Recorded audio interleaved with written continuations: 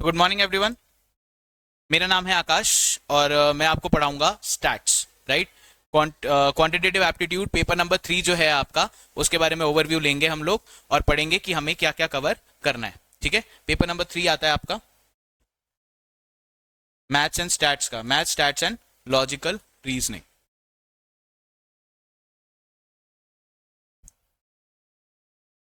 चलिए एक बार नजर डाल लेते हैं आपके मॉड्यूल पे।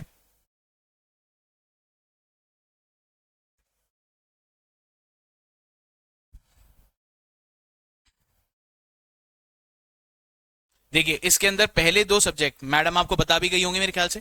पहले दो सब्जेक्ट जो होते हैं वो तो आपके क्या होते हैं, सब्जेक्टिव। इसके बाद जो होते हैं वो क्या होते हैं, ऑब्जेक्टिव। ऑब्जेक्टिव के अंदर आपके पास आ रहा है paper 3 quantitative aptitude.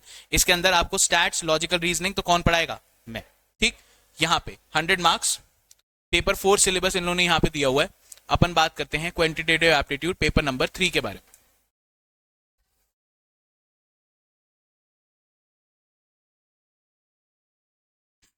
Foundation course, इसके अंदर क्वांटिटेटिव एप्टीट्यूड पेपर नंबर 3 आपके लिए जो अप्लाई होगा आगे से वो होगा ये वाला क्वेश्चन। ठीक है, तो ये इनिशियल पेजेस हैं, ये आपके parts, part A, part B और पार्ट सी। ठीक है, तो आपके पास में बेसिकली क्या सिचुएशन है, आपके पास पहले है मैथ्स, फिर है लॉजिकल रीजनिंग और फिर है क्या, स्टैट्स। ये बात हो रही है क्वांटिटेटिव एप्टीट्यूड पेपर नंबर 3 की, जो कि आपके क्या है, ऑब्जेक्टिव क्वेश्चन यहां पे आएंगे। नाउ वेटेज किसकी कितनी कितनी है, मैथ्स आपकी आती है 40%, लॉजिकल रीजनिंग 20% और अगेन स्टैट्स कितनी आती है, 40%। आगे जाके आपको स्टैट्स का पोर्शन काफी ज्यादा यूज करना है, आगे जाके कई कंसेप्ट्स के अंदर स्टैटिस्टिक्स यूज आएगी आपको, तो इसलिए इसकी वेटेज क्या रखी गई है, ज्यादा। एंट्रेंस के लिए आपको मैथ्स और लॉजिकल रीजनिंग आनी चाहिए, ये इंश्योर करता है कि जो कैंडिडेट है वो बढ़िया है, इसलिए 60% आपका मैथ्स और लॉजिकल रीजनिंग है। स्टैट्स आपका आगे फ्यूचर के अंदर डिफरेंट लेवल्स के अंदर आने वाला है, इसलिए आपको 40% की वेटेज देता है यहां। ठीक है, अब देखते हैं कि हम लोग इसके अंदर पढ़ने क्या क्या वाले हैं। बिजनेस मैथमेटिक्स में आप पढ़ेंगे ratio and proportion, indices, logarithms, ये करा हुआ अपन ने स्कूल के अंदर। ठीक है, यही चीजें यहां पे वापस आएंगी। Equations, linear inequalities, mathematics of finance, ये एक नया टॉपिक आपके लिए होगा जो आप यहां पढ़ेंगे, मैथमेटिक्स ऑफ फाइनेंस। फिर basic concepts of permutation and combination, competitive exams के अंदर परम्यूटेशन एंड कॉम्बिनेशन कई बार पूछा जाता है, इसके भी आपको कंसेप्ट्स रिवाइज करने हैं, यहां पे अप्लाई करने हैं। देन आपके पास में आएगा sequence and series, arithmetic and geometric progression, इसे बोलते हैं शॉर्ट में एपीजीपी। क्या बोलते हैं, एपीजीपी। इसमें समेशन क्या होगा, एक एन नंबर वाली ऑब्जर्वेशन कौन सी होगी, क्या उसका एड्रेस होगा, हमारे को वहां तक जाके कितना सम लेना है, तो ये सारा आपको कौन बताएगा, एपीजीपी। इसके अलावा sets, relations, functions, basic limit and continuity functions, ये आपकी हायर मैथमेटिक्स जो होती है उसके अंदर आता है। इसके अलावा कैलकुलस, कैलकुलस का मतलब डिफरेंशिएशन और इंटीग्रेशन, कैलकुलस का मतलब ये होता है। चलिए, तो ये तो आप कवर करेंगे मैथ्स में। लॉजिकल रीजनिंग बढ़िया, इंटरेस्टिंग, इजी, अगर आप इसको ध्यान से देखेंगे तो इजी होता है। Number series, coding, decoding and odd man out, एक तो ये आएगा आपके पास। एक आएगा डायरेक्शन सेंस टेस्ट, सबसे आसान देखा जाए तो सबसे आसान क्या होता है, डायरेक्शन सेंस टेस्ट। आप एक बार चलिए क्वेश्चन को बनाना शुरू कीजिए। क्वेश्चन यहाँ पे नॉर्थ गया, फिर साउथ, ईस्ट गया, फिर साउथ गया, इस तरीके से आखिरी में उसकी डायरेक्शन क्या है, तो ये कहां पे दिया जाएगा, डायरेक्शन सेंस टेस्ट में। फिर सीटिंग अरेंजमेंट होगा, यहां आपको फिर क्या काम आएगा, परम्यूटेशन एंड कॉम्बिनेशन, जो आप ऊपर पढ़ के आओगे ये यहां पे काम आएगा सीटिंग अरेंजमेंट्स में। इसके अलावा ब्लड रिलेशन, ये भी काफी इंटरेस्टिंग होता है, कौन किसका चाचा, कौन किसकी चाची, भतीजा, ये सब कौन क्या लग रहा है किसका, ये आपसे क्वेश्चन पूछा जाता है, तो ये आता है ब्लड रिलेशन, ये भी इंटरेस्टिंग होता है करने में। फाइनली आते हैं स्टैटिस्टिक्स के प्रोग्राम के अंदर, और ये आपका कवर करता है 40% ऑफ द जो सिलेबस है आपका, क्वेश्चन नंबर जो आपका पेपर नंबर 3 है। इसमें अब आप ये समझिए, एक तो ये शुरुआती है पोर्शन, ये जस्ट एक तरीके से आप कह सकते हैं क्या है, इंट्रोडक्शन। ये हम कवर करते हैं थोड़ा बाद में, ये इजी है, थ्योरी है, अगर आपको अभी से पढ़ाना शुरू करूंगा तो क्या हो जाएंगे आप, बोर। क्या हो जाओगे, बोर। तो हम सीधे कहां से स्टार्ट करते हैं, measures of central tendency chapter number 14, जिसमें आप दो चीजें पढ़ते हैं, सेंट्रल टेंडेंसी एंड डिस्पर्शन। तो हम शुरू किससे करेंगे? Major of central tendency. अब इसका कारण क्या है? कारण यह है कि अगर हम यहां से शुरू करेंगे तो इसके कंसेप्ट कहां काम आते हैं? डिस्पर्शन में। और ये दोनों जब पढ़ लेते हैं तो इसके कहां पे काम आते हैं कंसेप्ट्स? Correlation and regression. ठीक है, इसका मतलब अगर आपका बेस यहां अच्छा हुआ तो इसका मतलब आप यहां भी अच्छा परफॉर्म करेंगे, एंड देन ये यहां पे दोनों पे अच्छा परफॉर्म करते हुए आप यहां भी अच्छा परफॉर्म करेंगे। क्लियर होगी क्या बात? ठीक है, इसके अलावा आप पढ़ेंगे प्रोबेबिलिटी, जो कि एक मेजर पोर्शन रहने वाला है आपके स्टैट्स के पोर्शन का। इसके मेजॉरिटी क्वेश्चंस किस में से आते हैं? प्रोबेबिलिटी में से। उसके अलावा measure of central tendency, dispersion और correlation and regression all together बिल्कुल डिफरेंट है, इसे अलग तरीके से हम पढ़ेंगे। ठीक, इसके अलावा दो बातें और, एक थ्योरेटिकल डिस्ट्रीब्यूशन और एक इंडेक्स नंबर। ये काफी आसान है, ये हम जब पढ़ेंगे तब देख लेंगे, और उसके अलावा थ्योरेटिकल डिस्ट्रीब्यूशन ये हम पढ़ेंगे सबसे आखिर में, जो कि थोड़ा सा डिफिकल्ट पड़ता है। क्लियर? पर इसकी वेटेज आती है क्या? थोड़ी सी कम। ठीक है, तो ये सीक्वेंस हमारा रहने वाला है। स्टैट से हम शुरुआत कर रहे हैं। स्टैट्स में शुरुआत करने के लिए हम यूज कर रहे हैं क्या? Major of central tendency chapter number 14। किसी को कोई डाउट? कोई दिक्कत नहीं? ठीक है, चलिए हेडिंग डालिए, चैप्टर नंबर 14।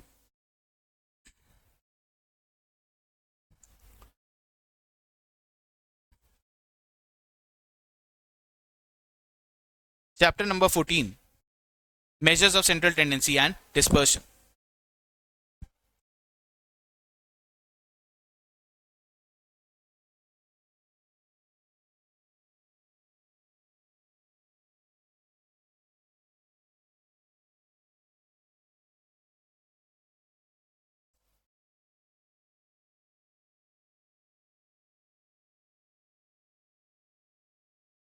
चलिए, इसमें हम शुरुआत कर रहे हैं यूनिट नंबर 1 की। Unit 1 which is major of central tendency.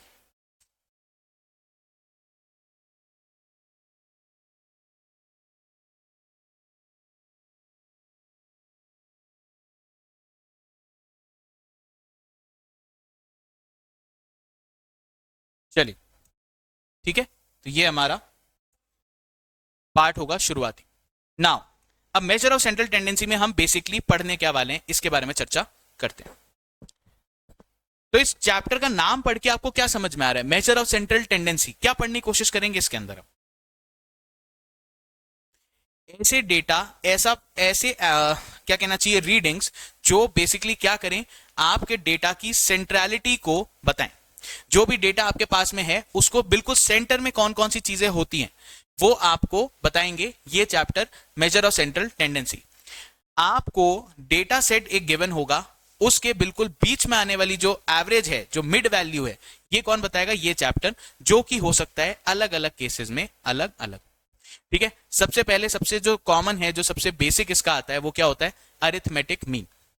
एक नंबर ऑफ ऑब्जर्वेशंस आपके पास में है, एवरेजली वो क्या आती हैं, तो इसको हम क्या बोलते हैं? बिल्कुल सेंट्रल वैल्यू। एवरेजली वो कितना स्कोर करते हैं, तो इसको हम कैसे निकालते हैं? Via arithmetic mean, right. इसके बाद डेटा आपको दिया हुआ है, इसको आपने एक ऑर्डर में लगाया, एक ऑर्डर में लगाया, आपको फाइंड आउट करना है बिल्कुल बीच की सिटिंग वैल्यू कौन सी है। तो क्या ये एवरेज से मिल सकता है अपने को? नहीं, ये किससे मिलेगा? मीडियन से, राइट। इसके अलावा एक गिवन डेटा सेट में से आपको अलग अलग रिक्वायरमेंट हो सकती है डेटा की। जैसे फॉर एग्जांपल एक कोई फॉरेन कंपनी है, एक कोई फॉरेन की कंपनी है, जूता बनाती है, ठीक है, यूके की, यूएस की। वो देख रही है कि इंडिया का मार्केट जो है वो बढ़ रहा है धीरे धीरे, और उनको ये रिक्वायर्ड है कि यहां पे आके वो अपने जूता आगे सेल करे। तो एक बात बताओ, क्या यूके यूएस के जो साइजेस हैं और इंडिया के पैरों के साइजेस है, क्या वो कंपेरेबल हैं? जो कंपनी यूके में या यूएस के अंदर एस्टैब्लिश्ड है, क्या वो इंडिया के अंदर उसी साइज के जूते बेच सकती है? नहीं। वहां एवरेज हाइट क्या होती है? 6, 6.25। यहाँ पे लोग कितने रह जाते हैं? 5, 5, 5, 6, 5, 7। आपके पैरों के साइज क्या रहेंगे? छोटे। तो अगर उनको डेटा सेट पता करना है कि कौन से नंबर ऑफ जूते जो है यहाँ पे इंडिया के अंदर सबसे ज्यादा चलते हैं, तो वो क्या करेंगे? एक एवरेज लेंगे, डेटा सेट उठाएंगे एक, जिसके अंदर सबके वो क्या उठाएंगे? मान लीजिए कहीं से अवेलेबल अपने को हो जाते हैं क्या? शू साइजेस। तो वो ये देखना चाहेंगे कौन से ऐसे जूते नंबर का साइज है जिसके सबसे ज्यादा कस्टमर कहाँ है इंडिया के अंदर।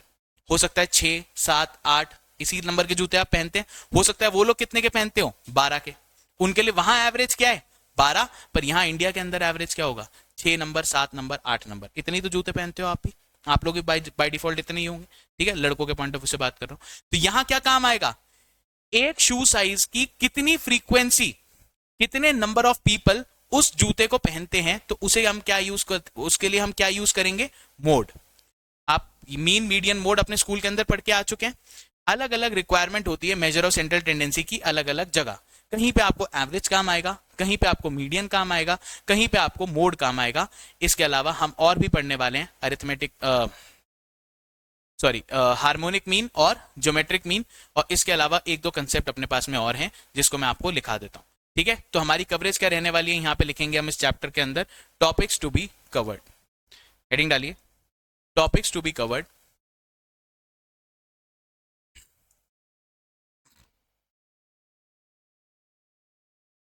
टॉपिक्स टू बी कवर्ड आपके क्या होंगे,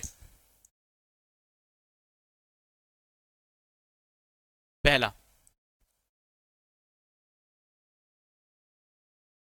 अरिथमेटिक मीन, मीडियन, तीसरा mode,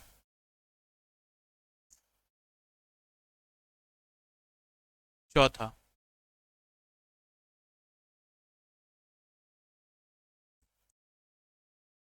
geometric mean,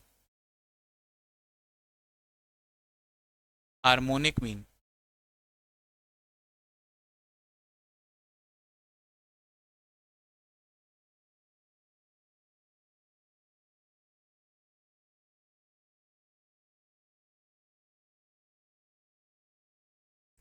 corrected mean,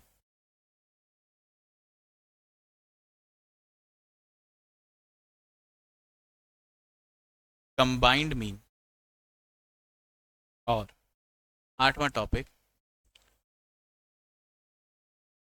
relationship between mean, mode and median. ये टॉपिक्स आप कवर करने वाले हैं इस चैप्टर में। देखने में लग रहा होगा बहुत सारी चीजें हैं, कैसे याद रहेंगी, कोई दिक्कत वाली बात नहीं है, आसान है, स्कूल में आप पढ़ चुके हैं इस चीज़ों को। इनको हम बिल्कुल सिक्वेंशली और पूरी तरीके से कॉम्प्रिहेंसिव कवरेज करेंगे। इसके अलावा आपको बताया जाएगा किस किस तरीके से आपको फॉर्मूले याद करने हैं, क्या याद करना है। फॉर्मूले आपने याद करे हुए हैं, अगर प्रैक्टिस करी हुई है तो कोई भी इसके अंदर दिक्कत आपको नहीं आने वाली। क्लियर होगी क्या बात, ठीक है, चलिए तो शुरू करते हैं अरिथमेटिक मीन के बारे में जानना। पर उससे पहले आपको एक बार लिखना होगा टाइप्स ऑफ डेटा। अगली हेडिंग लगाइए, types of data. Major of central tendency पढ़ने से पहले पहले मैं आपको थोड़ा ब्रीफ कर देना चाहता हूं कि हम किस तरीके के डेटा के साथ काम करते हैं।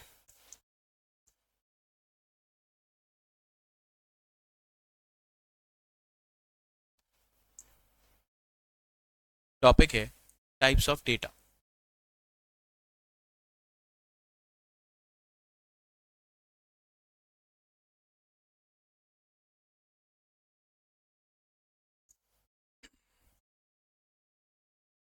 अब डेटा होता है दो प्रकार का। पहला टाइप इसमें होता है अनग्रुप्ड डेटा। क्या होता है, अनग्रुप्ड डेटा। और सेकंड होता है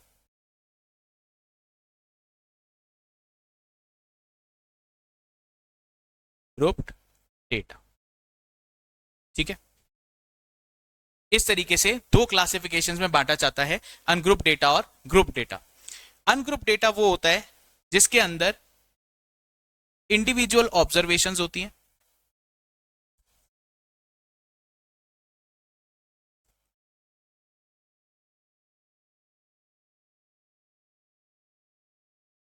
इसीलिए हम इसे क्या कह देते हैं, इंडिविजुअल सीरीज। आपको आखिरी में याद क्या रखना है, इंडिविजुअल सीरीज।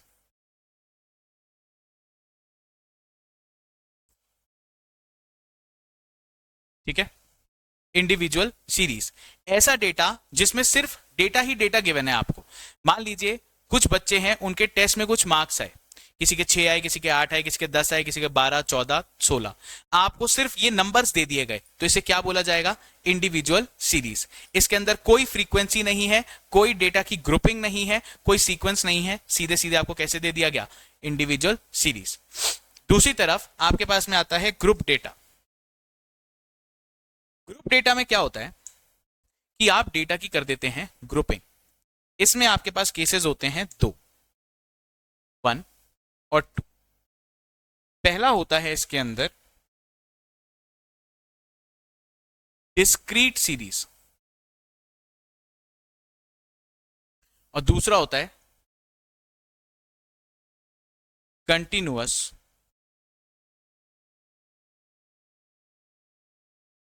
सीरीज। ठीक है, डिस्क्रीट सीरीज और कंटिन्यूअस सीरीज, इन दोनों के अंदर बेसिकली ग्रुप डेटा फ्रीक्वेंसी के अंदर आपको मिलती है फ्रीक्वेंसी। आपको क्या मिलती है? फ्रीक्वेंसी। जैसे ही ग्रुप डेटा आपको दिखे, वहां पे आपको कैसे आप पता लगाओगे ये ग्रुप डेटा है? अगर आपको डेटा में फ्रीक्वेंसी गिवन हो। ठीक है, जैसे ये दिया हुआ होगा तो दो तरीके की सीरीज आपका पाला इससे पढ़ सकता है, या तो डिस्क्रीट सीरीज या continuous series. Discrete series, discrete as a शब्द का मतलब क्या होता है, किसी को पता है क्या? इसका मतलब आपको पता है? नहीं, इसका मतलब होता है अकेला।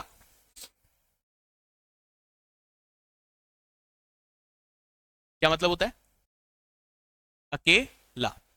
ठीक, तो यहां पे सिंगल सिंगल नंबर आपको दिए गए होते हैं। जितना भी डेटा सेट है उसमें इंडिविजुअल नंबर्स को आप लेते हैं और उनकी ग्रुपिंग कर देते हैं कि ये नंबर कितनी बार आया, ये नंबर कितनी बार आया। ठीक है, तो ऐसी सीरीज को हम बोलते हैं डिस्क्रीट सीरीज। और दूसरी तरफ कंटिन्यूअस सीरीज के लिए हम बोलते हैं, यहां पे होती है आपके पास क्या? Class intervals. यहां पे होती है क्या? Class intervals. ठीक है, तो ये आप नोट कर लीजिए। अब आपके मन में सवाल आ रहा होगा, सर हम ये सब चीज पढ़ क्यों रहे हैं, ऐसा लग रहा है? बताइए, ऐसा आपके मन में सवाल आ रहा होगा, सर हम ये सब चीज पढ़ क्यों रहे हैं? तो इसका एक कारण है कि जो भी अब मैं आगे आपको पढ़ाने वाला हूं, ठीक है, अलग अलग केसेस के अंदर जो मैं आपको फॉर्मूले बताने वाला हूं, वो इंडिविजुअल सीरीज के लिए अलग होंगे, डिस्क्रीट सीरीज के लिए अलग, और कंटिन्यूअस सीरीज के लिए क्या होंगे? अलग। डेटा सेट हमारा सेम रहने वाला है, उसको प्रेजेंट आप इस तरीके से भी कर सकते हैं, इस तरीके से भी कर सकते हैं, इस तरीके से भी कर सकते हैं। डेटा सेट हम रखेंगे सेम, आपको सबका मीनिंग समझा दिया। और क्योंकि अब डेटा दिखाई दूसरी तरीके से देगा, हमारा फॉर्मूला चेंज होता चला जाएगा। फॉर्मूले का कंसेप्ट वही रहने वाला है, बट क्योंकि ये individual series, discrete series, continuous series अलग अलग तरीके से प्रेजेंटेशन के तरीके हैं, हमारे फॉर्मूले में क्या आ जाएगा? चेंज। क्लियर होगी क्या बात? तो पहले इसकी जानकारी होना जरूरी है आपको। एग्जाम्पल से आपको खुद ही ये सब क्लियर होने लगेगा। अभी 2 मिनट के लिए अगर नहीं समझ आ रहे हैं शब्द तो कोई बात नहीं, थोड़ा सा धीरज धरिए।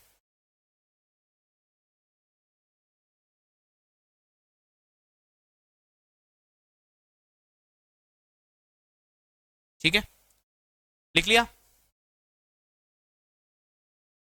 लिख लिया? चलिए, तो अब शुरू करते हैं अपने चैप्टर को। सबसे पहले हेडिंग डालिए arithmetic mean.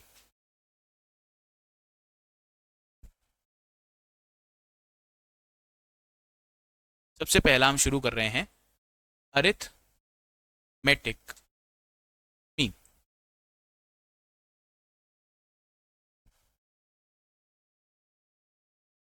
Arithmetic mean.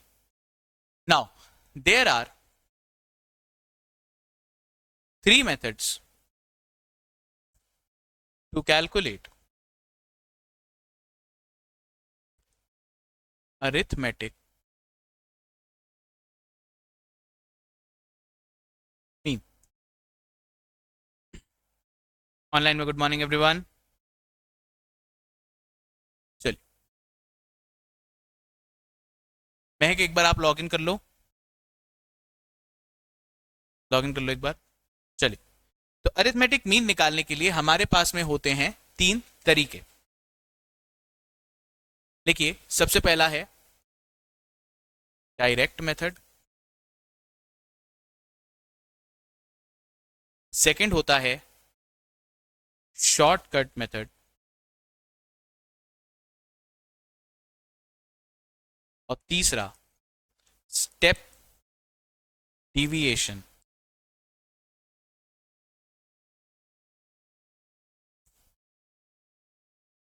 Method तीसरा होता है स्टेप डिविएशन। नोट कीजिए।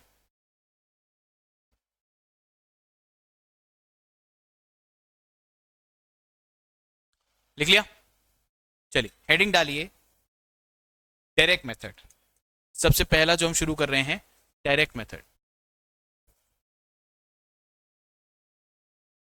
अब डायरेक्ट मेथड मतलब सीधे तरीके से आपको क्या निकालना है, अरिथमेटिक मीन। इसके लिए आपको फॉर्मूले दिए जाएंगे, यहां नीचे लिखिए।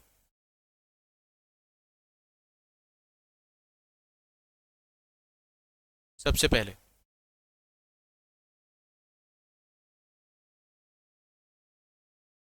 इंडिविजुअल सीरीज, देन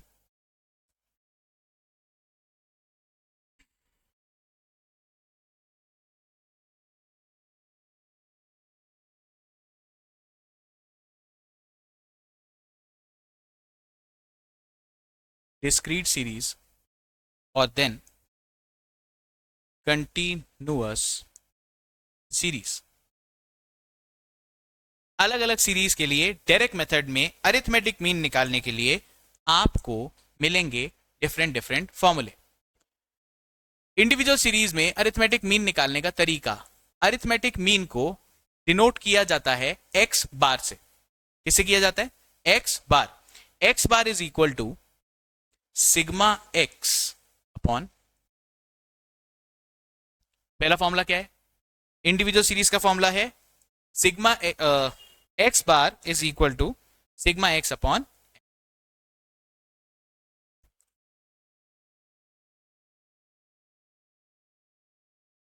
देखिए डिस्क्रीट सीरीज का फॉर्मूला यहां पे x bar is given is equal to sigma f x upon sigma f. और तीसरा कंटिन्यूस सीरीज में x bar is equal to sigma f m divide by sigma. तो देख लीजिए कंसेप्ट सेम ही है। कंसेप्ट क्या है? सेम, बट इंडिविजुअल सीरीज के हिसाब से आपका फॉर्मूला क्या हो गया? Sigma x upon n. यहां पे sigma f x upon f, यहां sigma f m upon m, sigma f. ठीक है, आप एक बार नोटेशंस भी नोट कर लीजिए। यहां पे लिखिए where x bar is equal to arithmetic mean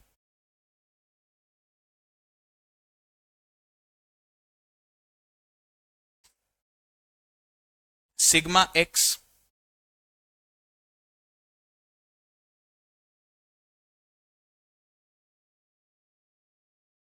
sigma f x is equal to summation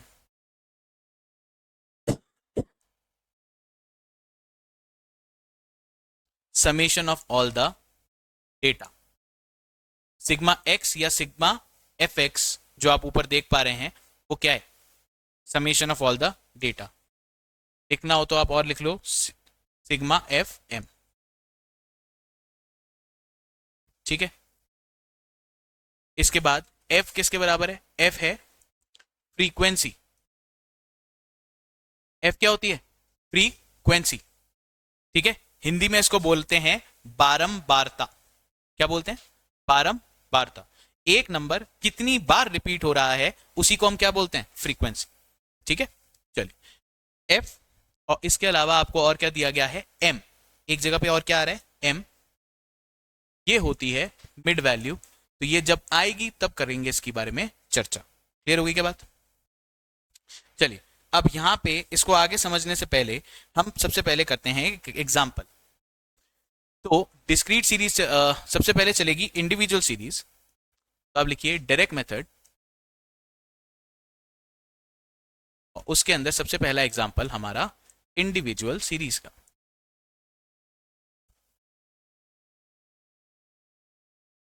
निकाल रहे हैं हम अरिथमेटिक मीन। तो सबसे पहले आया आपके पास में एग्जाम्पल।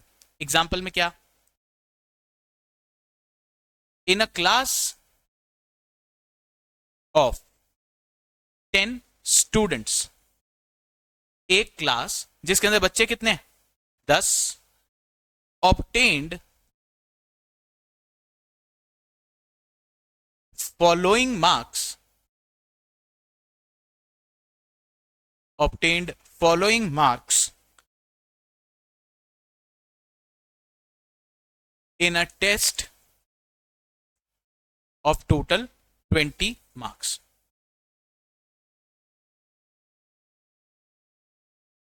एक टेस्ट हुआ था 20 नंबर का, उसके उनको इन सब ने क्या किया, अपीयर किया। नंबर ऑफ स्टूडेंट कितने थे 10, और आपको डेटा सेट दिया गया है उन सबके मार्क्स।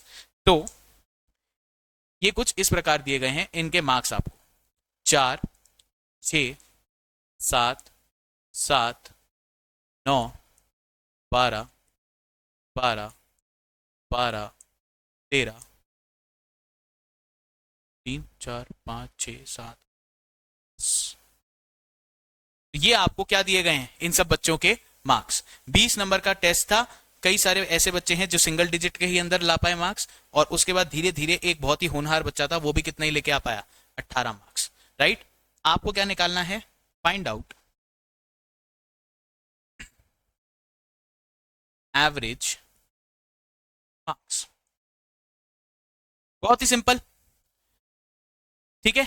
ये होता है इंडिविजुअल सीरीज। आपको यहां पे कहीं पे भी क्या फ्रीक्वेंसी दिखाई दी, यहां पे इस डेटा सेट के अंदर कहीं पे भी क्या फ्रीक्वेंसी दिखाई दी, नहीं। सिर्फ डेटा सेट दिया गया है और नंबर्स आपको दिए गए हैं। आपको सिर्फ क्या दिए गए हैं, नंबर्स ही नंबर्स। किसी तरह की ग्रुपिंग आपको दिखाई दे रही है क्या इसके अंदर, किसी तरह की ग्रुपिंग दिखाई दी नहीं, इसीलिए इसको क्या बोला जाता है, इंडिविजुअल सीरीज। तो यही हमारा एग्जाम्पल है इंडिविजुअल सीरीज का, ठीक है। तो इसके लिए मैंने आपको क्या फॉर्मूला सिखाया है, देखिए एक बार। सॉल्यूशन, इंडिविजुअल सीरीज में जब आपके पास नंबर ही नंबर होंगे तब आप क्या निकालेंगे, x bar is equal to, formula क्या लिखा है, sigma x upon n, sigma x upon n।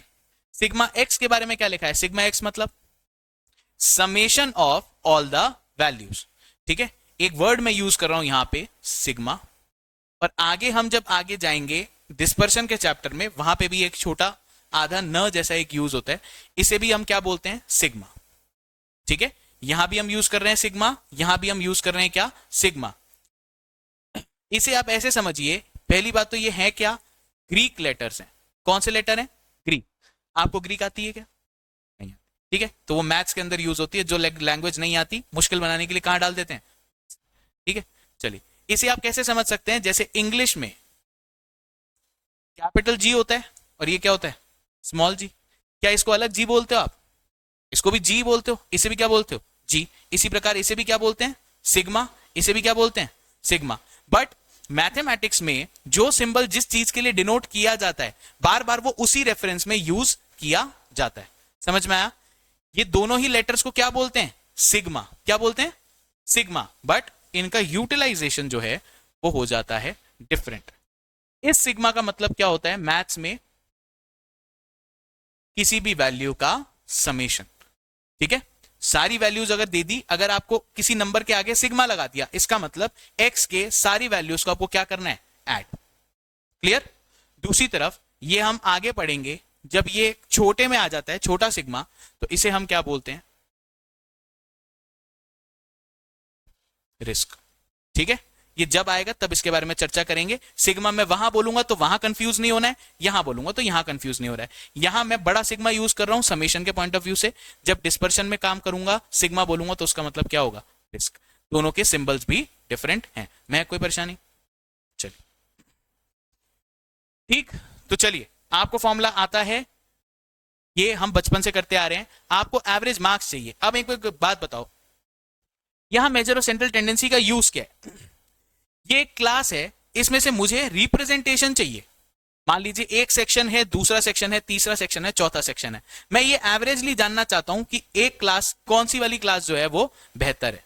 तो क्या आप हर किसी क्लास के 10-10 नंबर ले लेके घूमते रहेंगे, नहीं। अब क्या निकालना चाहोगे? एवरेज। एवरेज ली, ये क्लास कितनी इंटेलिजेंट है, ये कितनी है, ये कितनी है, ये कितनी है। एवरेज हर क्लास का क्या निकालोगे? एक नंबर जो कि रिप्रेजेंटेशनल होगा आप सभी की परफॉर्मेंस का। एक का एवरेज निकाला, दूसरे का एवरेज निकाला, इन दोनों को कंपेयर किया, इसके एवरेज मार्क्स अगर ज्यादा तो इस क्लास में मानूंगा कि इंटेलिजेंट बच्चे क्या है, ज्यादा। दूसरी क्लास के अंदर अपना एवरेज अगर कम आया तो इसका मतलब वहां पे कंपेरेटिवली बच्चे क्या हैं, कम। भले ही उसमें से कोई एक बच्चा ऐसा हो जो 20 नंबर लाया हो, बट वो ऐसे बच्चों के बीच में बैठा है जो एवरेजली नंबर कितने ला रहे हैं। क्लियर हुई क्या बात? तो यही हम अलग अलग केसेस के अंदर हमारे को जो मेजर ऑफ सेंट्रल टेंडेंसी की रिक्वायरमेंट होगी हम वो निकालने की कोशिश करेंगे। अभी हमारा फोकस किस पे है? अरिथमेटिक मीन पे। तो अरिथमेटिक मीन के लिए इंडिविजुअल सीरीज के लिए फॉर्मूला क्या बताया आपको? Sigma x upon n. तो यहां पे देखिए x तो दे रखा है आपको, ये n क्या है? नंबर ऑफ ऑब्जर्वेशन कितनी है? 10 बच्चे हैं, 10 ऑब्जर्वेशन है, तो n किसके बराबर होगा? 10 के। होगा कि नहीं? सिग्मा x आपको ऐड करना पड़ेगा। कैलकुलेटर है आप लोगों के पास? 100 तो आ जाएगा, पर कैलकुलेटर है आपके पास? लेके आना है। किसमें है? फोन में। फोन अलाउड है आपका एग्जाम में? ना आप बचेंगे एग्जाम क्लास के अंदर, ना आपका फोन, है ना? तो ऐसे काम करें कि एग्जाम देने लायक भी हम बन पाए, राइट? चलिए, तो कैलकुलेटर लेके आना है अपने को, है ना? जैसे कोई ऑपरेशन थिएटर में कोई डॉक्टर जाता है ना? उसके ऊपर एक कोई मरीज लेटा हुआ ऐसा करके, और उसको पेट खोलने की तैयारी है। बाद में डॉक्टर साहब से बोला, डॉक्टर साहब ऑपरेशन करेंगे? कहते हैं जी हाँ। बाद में मरीज पूछते हैं, सर आप कैंची लाए? कहते हैं नहीं। तो अब स्टैट्स की क्लास में आए हो और आपके पास कैलकुलेटर नहीं है, तो ये क्या है? एक अपराध है ना? कोई भी डॉक्टर है बिना कैंची के जाएगा क्या ऑपरेशन थिएटर में? चाकू छुरी तो होनी चाहिए उसके पास, उसी से तो उसका काम होना है।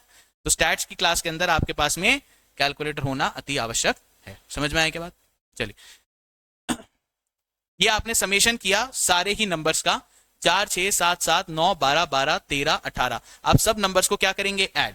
सिग्मा एक्स 4 6 10 10 7 17 17 7 24 24 और 9 33 33 43 45 55 57 67 69 69 और 13 कितना हो गया? 82 और 18 कितने होते हैं? 100।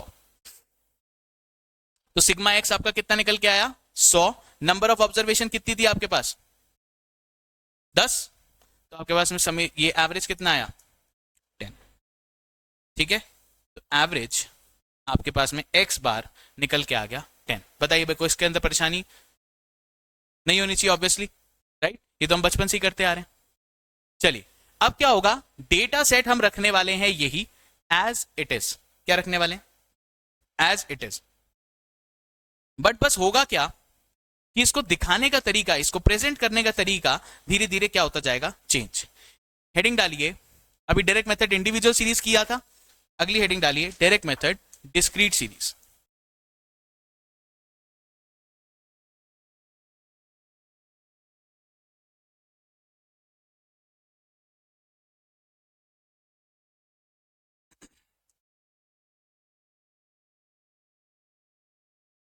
Direct method discrete series. Data set again same example as it is,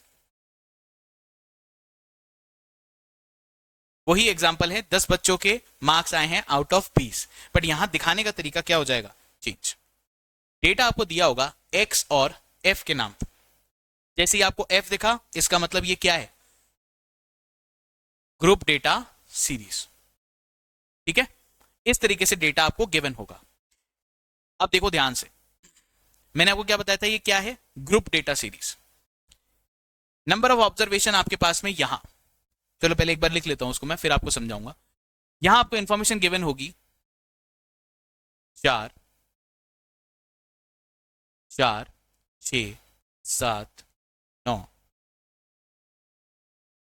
12 13 18। ठीक है, चलिए, इसके बाद नंबर ऑफ ऑब्जर्वेशन 4 है एक बार, 6 है एक बार, 7 है 2 बार, 9 एक बार, 12 3 बार, 13 एक बार और 18 एक बार।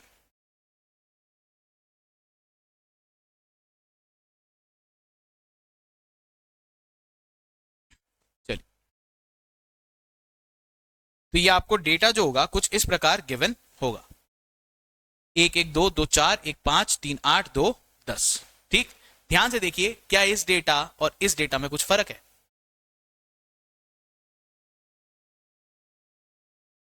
ध्यान से देखो, है कुछ फर्क? समझाता हूं। देखिए डेटा ये जो था एज इट इज, इसको क्या किया मैंने यहां पे, बट बस इसको दिखाने का तरीका क्या है, डिफरेंट। क्या बोला था मैंने? ग्रुपिंग हो रही है, ग्रुपिंग, ग्रुप डेटा। जैसे ही फ्रीक्वेंसी आ जाए इसका मतलब डेटा को क्या किया गया है, ग्रुप। ध्यान से देखिए, चार जैसे नंबर आपको कितने दिखाई दे रहे हैं इसके अंदर? ठीक है, एक। तो एक ग्रुप बना देता हूं, किसका? चार का। चार का एक ग्रुप जिसके नंबर ऑफ ऑब्जर्वेशन कितनी है? एक। छह एक ऑब्जर्वेशन है जिसकी नंबर ऑफ ऑब्जर्वेशन कितनी है? सात। सात का आप ग्रुप बना सकते हैं, सात का आप एक ग्रुप बना सकते हैं। सात को लिखा कितनी बार? एक बार, पर इसकी बारंबारता या फ्रीक्वेंसी कितनी है? दो। कितनी बार आ रहा है? आगे आ रहा है क्या कहीं? नहीं। तो एक ग्रुपिंग ये हो गई। फिर एक ग्रुपिंग हो गई नौ की। नौ, नौ कितनी बार आ रहा है? एक बार। अगेन, अब देखिए 12। 12 कितनी बार आ रहा है? तीन बार। एक ग्रुपिंग हो गई 12 की। 12 कितनी बार आ रहा है? तीन बार। इसी प्रकार आखिरी में आपके पास 13 और 18 जो कि कितनी कितनी बार आ रहे हैं? एक और 8। एक और। नंबर ऑफ ऑब्जर्वेशन पीछे 10 थी तो अब भी क्या आएगी? 10। ऐड करके देख लो।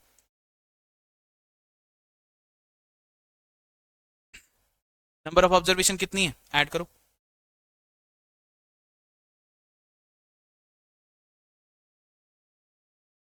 69। हम्म, नंबर ऑफ ऑब्जर्वेशन पूछ रहा हूं मैं, ठीक है? नंबर ऑफ ऑब्जर्वेशन कितनी है? पहले भी कितनी थी? 10। एग्जाम्पल तो क्या ही चल रहा है, सेम ही चल रहा है, बट मैं आपको क्या समझा रहा हूं, बस डेटा को दिखाने का तरीका डिफरेंट है। जब ऐसे दिखाते हैं तो इसको हम क्या बोलते हैं? डिस्क्रीट। डिस्क्रीट का भी मतलब मैंने क्या सिखाया था? अकेला। क्या ये नंबर क्या है? अकेले हैं? क्या ये नंबर क्या है? अकेले, है ना? इसलिए इसको क्या बोलते हैं? Discrete series. समझ में आया क्या? तो नंबर ऑफ ऑब्जर्वेशन सेम ही रहेंगी 10। एक तरीके से मैंने क्या किया, ये यूनिक वैल्यूज ले ली और यूनिक वैल्यूज की फ्रीक्वेंसी कितनी बार आ रही है, ये। तो अब ऐसे केस के अंदर आप क्या निकालते हैं? एक्स बार जो अरिथमेटिक मीन है वो कैसे निकाला जाएगा? Sigma f x upon sigma f. यही फॉर्मूला लिखा है आपको, ये लिखा है।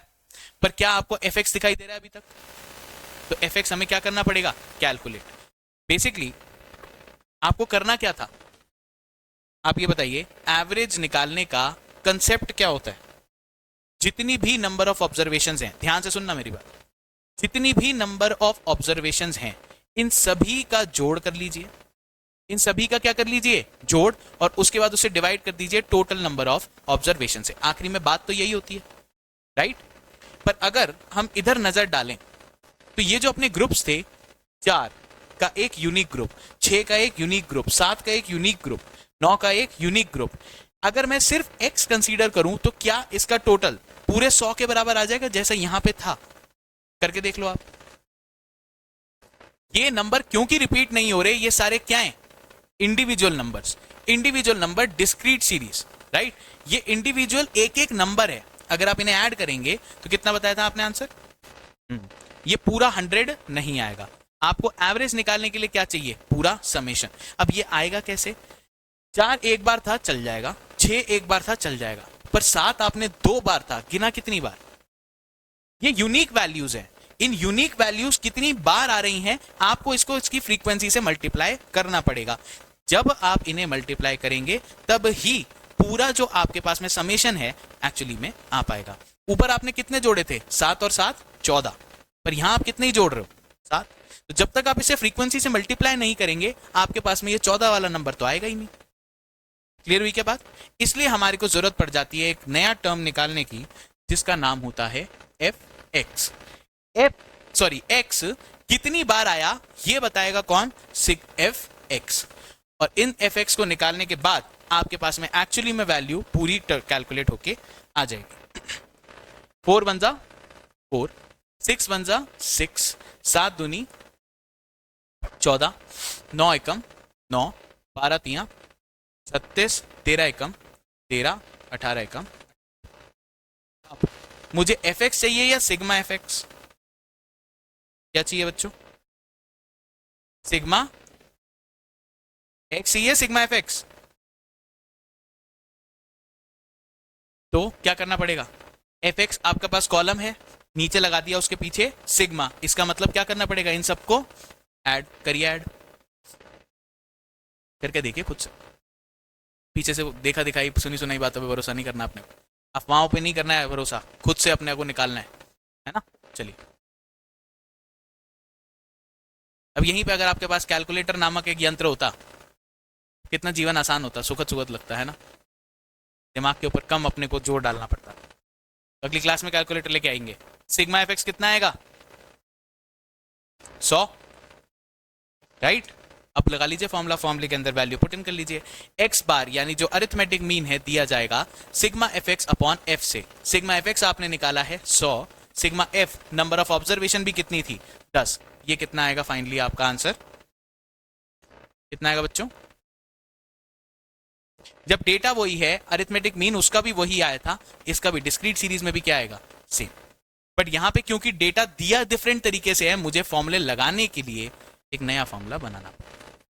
कंसेप्ट क्या है? सेम ही तो है। मैंने आपको क्या बताया था? अगर मुझे टोटल एक समेशन ऑफ वैल्यूज चाहिए, वो कैसे निकलेगी? जब आप सारी फ्रीक्वेंसी के साथ में इसको मल्टीप्लाई कर लेंगे।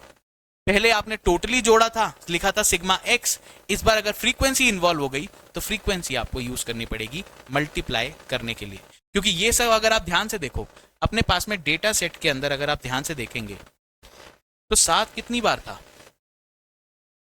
12 कितनी बार था? यहां पे कितनी बार दिख रहा है? यहां ये यूनिक वैल्यूज है, यूनिक ग्रुप्स हैं कि एक 4 का ग्रुप जिसमें वैल्यू कितनी है? 1। 6 का एक ग्रुप जिसमें वैल्यू कितनी है? 1। 7 का एक ग्रुप जिसमें वैल्यूज हैं कितनी?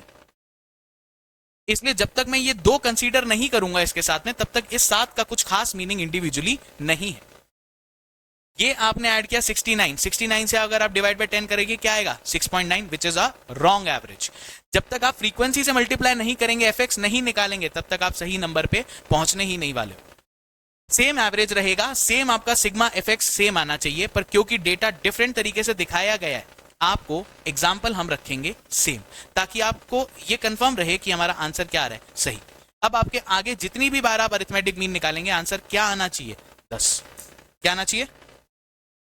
10, क्योंकि डेटा सेट हम सेम रख रहे हैं। क्लियर होगी क्या बात? अगली हेडिंग देखिए, continuous series, direct method, continuous series. चलिए देखिए,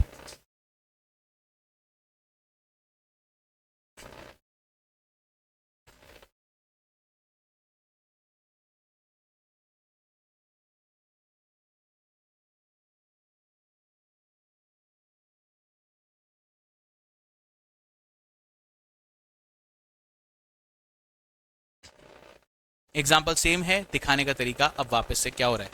चेंज। दिया होगा x और f अगेन। हाँ जी,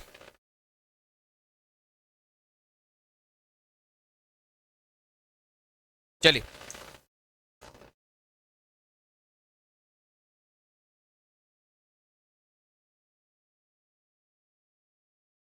इस बार डेटा दिया गया आपको इस प्रकार, 0 से 5 नंबर लाने वाले लोगों की संख्या, 5 से 10 नंबर लाने वालों की संख्या, 10 से 15 मार्क्स लाने वालों की संख्या और 15 से 20 नंबर लाने वाले बच्चों की संख्या। ऑब्जर्वेशंस आपको दी गई हैं। फ्रीक्वेंसी इसमें है 1, इसमें है 4, इसमें है 4, इसमें है 1। क्या बताया था? ऑब्जर्वेशन या एग्जाम्पल क्या है? सेम। इस बार डेटा आपको इस प्रकार दिया गया है, कोई 4, 6, 7, 7, 9, 12, 12, 13, 18 नहीं दिया गया।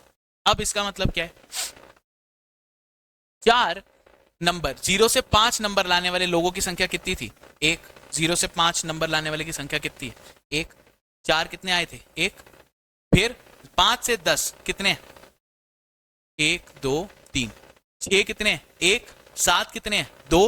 9 कितने? 1। कितने नंबर ऑफ ऑब्जर्वेशन है? आ गया?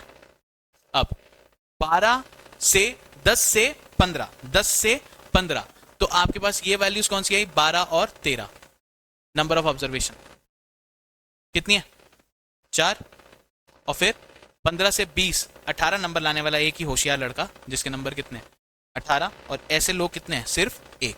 तो क्या है, डेटा सेट तो सेम ही हो गया, बस प्रेजेंटेशन का तरीका क्या है, डिफरेंट। अब अगर प्रेजेंटेशन का तरीका डिफरेंट है, हमारा अरिथमेटिक मीन क्या आना चाहिए, करेक्ट। तो यही हम निकालना चाह रहे हैं। क्लियर हो गई क्या, एग्जाम्पल सेम ही चल रहा है, क्लियर हो गई क्या बात, राइट। चलिए अब यहां पे आपको बताते हैं प्रैक्टिकल प्रॉब्लम। सबसे पहले आपका काम क्या होना चाहिए, आपका कर्तव्य क्या होना चाहिए, नंबर ऑफ ऑब्जर्वेशन पता करना, क्योंकि अरिथमेटिक मीन बिना नंबर ऑफ ऑब्जर्वेशन के नहीं निकल सकता। टोटल नंबर ऑफ ऑब्जर्वेशन है कितनी इसमें, टोटल नंबर ऑफ ऑब्जर्वेशन कितनी है बच्चों, सिग्मा एफ। जब तक इंडिविजुअल सीरीज है तब तक आपको गिनना पड़ेगा इंडिविजुअली। अगर ग्रुप्ड डेटा आ गया तो आपको बेसिकली क्या करना है, only add the frequency column. ये क्या दे देगा आपको, number of observation. Given data set में कितने नंबर ऑफ ऑब्जर्वेशन है आपके पास, कितने कितने 10 ही होंगे। एग्जाम्पल जब सेम ही चल रहा है तो नंबर ऑफ ऑब्जर्वेशन कितने होंगे, सेम। पर अब यहां मुद्दा अटक गया। पीछे हम डिस्क्रीट सीरीज में फॉर्मूला क्या पढ़ के आए थे, x bar is equal to sigma f x upon sigma f, यही फॉर्मूला पढ़ के आए थे हम। यहां बताइए एक्स को मैं कैसे यूटिलाइज करूं, कर सकता हूं। एक्स तो पिछली बार क्या थे, इंडिविजुअल नंबर्स, तो मैं फ्रीक्वेंसी से उसको मल्टीप्लाई कर देता था। इस बार मैं किससे मल्टीप्लाई करूं फ्रीक्वेंसी को, 0 से या 5 से, 4 को 5 से करूं या 10 से।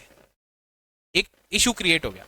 ये हमें क्लास इंटरवल दे रखा है, आपको अभी भी देखोगे डिस्क्रीट और कंटिन्यूअस में क्या बता रखा है, यहां क्या मिलती है अपने को, क्लास इंटरवल, राइट। अब इशू क्रिएट हो गया, सर फॉर्मूला तो मुझे पता है, फ्रीक्वेंसी ग्रुप डेटा के अंदर हम इस तरीके से निकालते हैं अरिथमेटिक मीन, पर प्रॉब्लम क्या है, इस बार एक्स नहीं है मेरे पास, है या नहीं है, नहीं है। तो हमारे को एक आर्टिफिशियल मिड वैल्यू निकालनी पड़ेगी जिसका नाम है एम। क्या है, एम। देखिए जो क्वेश्चन में गिवन है उनका मैं कलर क्या रखता हूं, येलो, और जो सॉल्व करता हूं उसका आंसर उसका कलर क्या रखता हूं, व्हाइट, ताकि आपको दिखे कि हम कैलकुलेशन कहां कर रहे हैं। एक आर्टिफिशियली आपको एक मिड वैल्यू निकालनी होगी, ठीक है, जो आपको दी जाएगी कुछ इस प्रकार, एम। ऊपर देखेंगे आप, एम दिया था, एम का मतलब था मिड वैल्यू। मिड वैल्यू कैसे दी जाती है, किसी क्लास इंटरवल की lower class limit plus upper class limit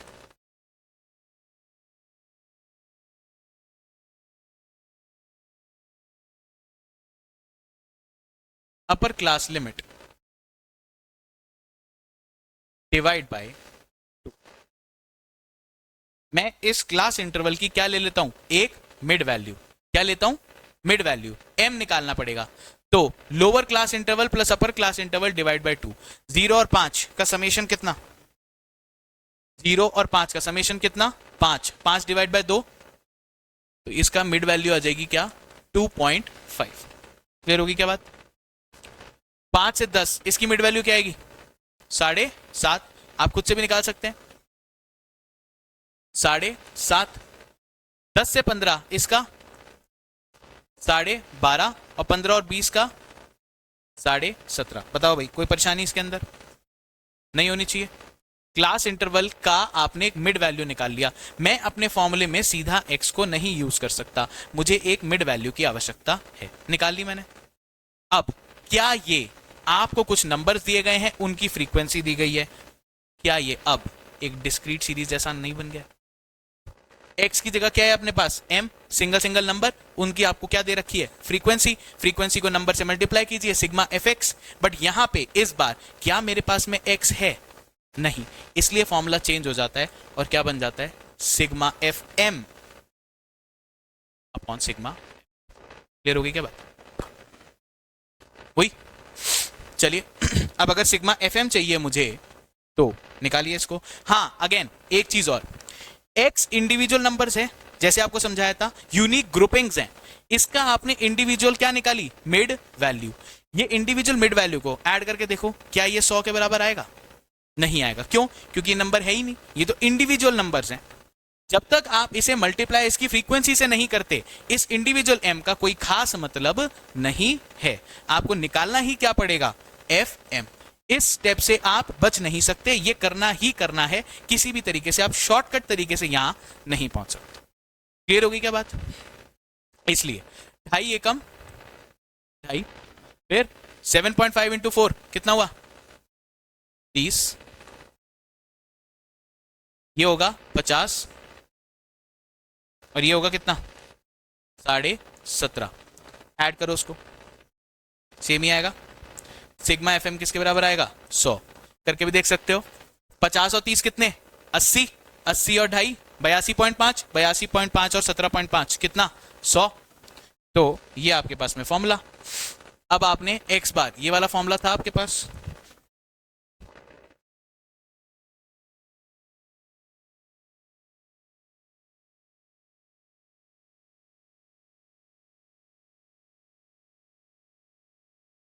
लगा लीजिए। x bar is equal to 100 बटे सिग्मा f, कितना निकाला था? Number of observation 10। Again x bar किसके बराबर आ गया? तो चाहे डेटा का प्रेजेंटेशन कितना भी बदल जाए, पर अगर हमारे को कंसेप्ट पता है और फॉर्मूला सही पता है लगाने वाला, तो हम क्या कहीं गलत आंसर निकाल रहे हैं? कभी भी नहीं निकाल रहे। क्लियर होगी क्या बात? हर केस के अंदर आपके पास आंसर क्या ही आ रहा है? 10। तो यहाँ खत्म होता है आपका डायरेक्ट मेथड। इसमें आपने सीख लिया इंडिविजुअल सीरीज, डिस्क्रीट सीरीज और कंटिन्यूस सीरीज में कैसे आप अरिथमेटिक मीन निकालें। कोई परेशानी बच्चों आज तक की क्लास में? ठीक है, आगे बातें नेक्स्ट क्लास के अंदर करते हैं। ठीक, आगे कंटिन्यू करेंगे। जो 2 मेथड अपनी और लिखने हैं अभी, शॉर्टकट मेथड और स्टेप डिविएशन। ठीक है, चलिए, ठीक है।